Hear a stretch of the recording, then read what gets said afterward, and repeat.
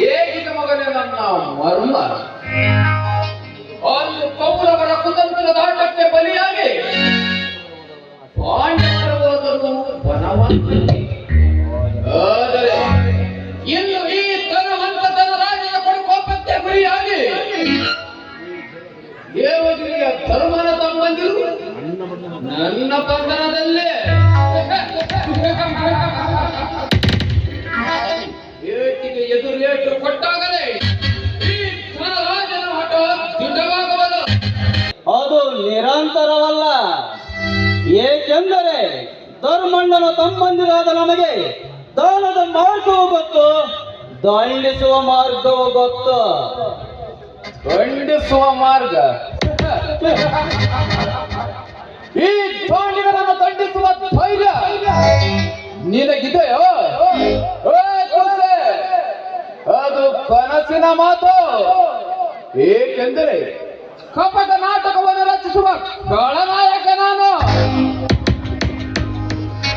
ಇರಬಹುದು, ಆದರೆ ನಿಮ್ಮಂತ ಖಳನಾಯಕರಿಗೆ ಅಂಚ ಆಡುವ ಹುಲಿಗಳಿವೆ. ಧನ್ರಾಜ್, ಸುಮ್ಮನೆ ಕಟ್ಟಿರುವ ಕಟ್ಟಗಳನ್ನು ಬಿಚ್ಚಿ ಬಿಡು. ಬಿಚ್ಚಿ ಬಿಡು. ಬಿಚ್ಚಿ ಬಿಡುವ ಬಯಕೆ ನನಗೂ ಇದೆ. ಆದರೆ ನನ್ನ ಮನದಾಸೆಯನ್ನು ಈಡೇರಿಸುವ ಬಯಕೆ ನಿಮಗಿದೆಯೋ? ನಿನ್ನ ಮನದಾಳದ ಬಯಕೆ ಏನೆಂದು ಹೇಳು.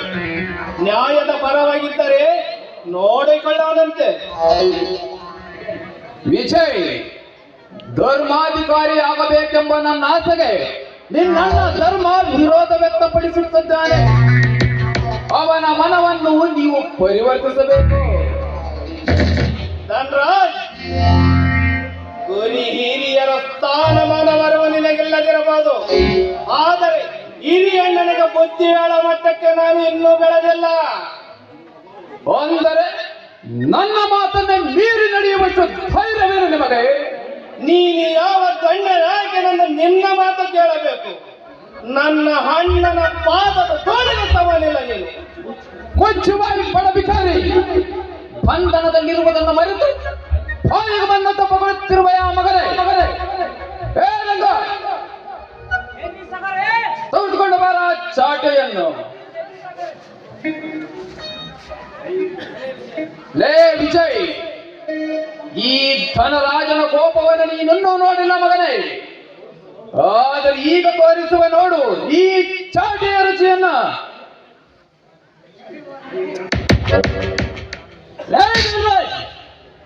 ನಿನಗೆ ತಾಕತ್ತಿದ್ದರೆ ಕಟ್ಟಿದ ಕಟ್ಟುಗಳನ್ನು ತುಂಡರಿಸಿ ಅಖಾಡಕ್ಕೆ ಬಾ.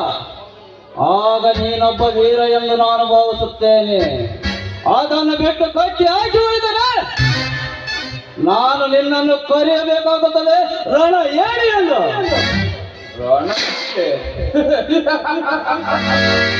ಕಬ್ಬಿಣ ತನ್ನಿಂದ ತಾನೇ ಬಾಗುವುದಿಲ್ಲ ಬರೀ. ನಮ್ಮಿಷ್ಟಕ್ಕೆ ತಕ್ಕಂತೆ ಬಾಗಿಸಬೇಕಾದರೆ ಕಬ್ಬಿಣವನ್ನು ಚೆನ್ನಾಗಿ ಕಾಸಿ ಪಡೆಯಬೇಕು. ನಿಮ್ಮಂತ ಕೊಪ್ಪಿದ ಕುರಿಗಳನ್ನು ಕತ್ತರಿಸಬೇಕು.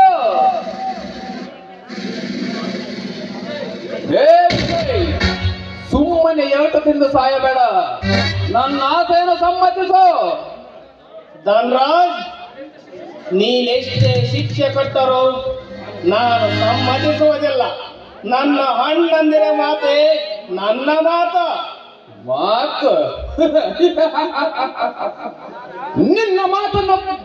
ನಿನ್ನ ಮಾತನ್ನು ಬದಲಿಸುವ ಮಾರ್ಗ ನನಗೆ ಚೆನ್ನಾಗಿ ಗೊತ್ತು ಕಣವು. ತಿನ್ನು ಮಗನ ಈ ಚಾಟಿ ಏಟನ್ನು.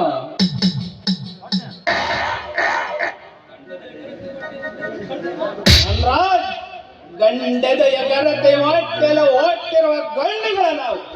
ಇನ್ನು ನೀನು ಕೊಡುವ ಚಾಟಿಯನ್ನು ನಮಗೆ ಯಾವ ಲೆಕ್ಕವೋ? ಲೆಕ್ಕ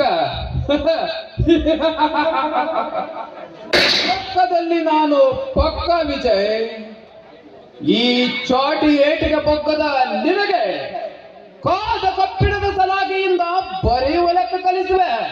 ಏನೆಲ್ಲ ತೆಗೆದುಕೊಂಡು ಬರೋ ಕಾದ ಸಲಾಕೆಯನ್ನು.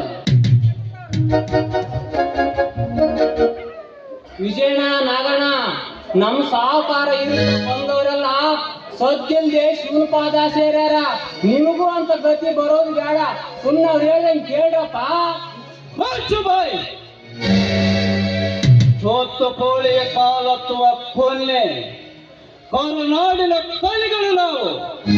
ಸಾವಿಗೆ ಅಂಜಿ ಹೇಳಿದಂತೆ ಕೇಳುವ ಅಂಜು ಬರಕರು ನಾವಲ್ಲ. ನಿನ್ನ ಸೇವೆ ನಿನ್ನ ಸಾಹುಕಾರನಿಗಿರಲಿ. ಅದನ್ನು ಬಿಟ್ಟು ನಮಗೆ ಬುದ್ಧಿ ಹೇಳಲು ಬಂದರೆ ಮಾತನಾಡಲು ನಿನಗೆ ನಾಲಿಗೆ ಇರುವುದಿಲ್ಲ, ನಡೆದಾಡಲು ಕಾಲುಗಳಿರುವುದಿಲ್ಲ. ಮಗನಲ್ಲಿ ನೆನಪಿರಲಿ. ಸಾಕು ಮಾಡುವಾಗ ನಿನ್ನ ಪೌರುಷದ ಮಾತುಗಳನ್ನು. ನೀನೀಗ ಇರುವುದು ಈ ಧನಿಕತನ ರಾಜನ ಕೋಟೆಯಲ್ಲಿ ಎಂಬುದನ್ನು ಮರೆಯಬೇಡ. ಇಲ್ಲಿಯವರೆಗೂ ನಿನ್ನ ತಮ್ಮನನ್ನ ಕೈ ರುಚಿ ನೋಡಿದ್ದಾಯಿತು ಮಗನೇ, ಆದರೆ ಈಗ ನಿನಗೂ ತೋರಿಸುವೆ, ಅನುಭವಿಸು ಮಗನೇ.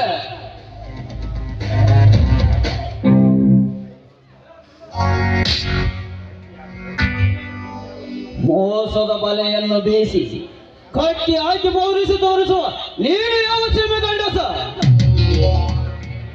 ಗಂಡಾದರೆ ಕಟ್ಟಿದ ಕಟ್ಟುಗಳನ್ನು ತುಂಡರಿಸಿ ಎದುರು ಬಾ.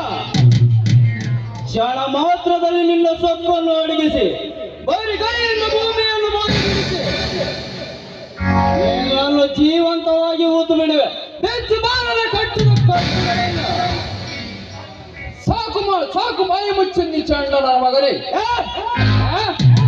ನನ್ನ ಮನೆಯ ಕೆಲಸದ ಹಾಳುಗಳು ನಿನ್ನನ್ನು ಕಟ್ಟಿ ಎಳೆತರುವಾಗ ಎಲ್ಲಿ ಹೋಗುತ್ತೋ ಈ ನಿನ್ನ ಪೌರುಷ?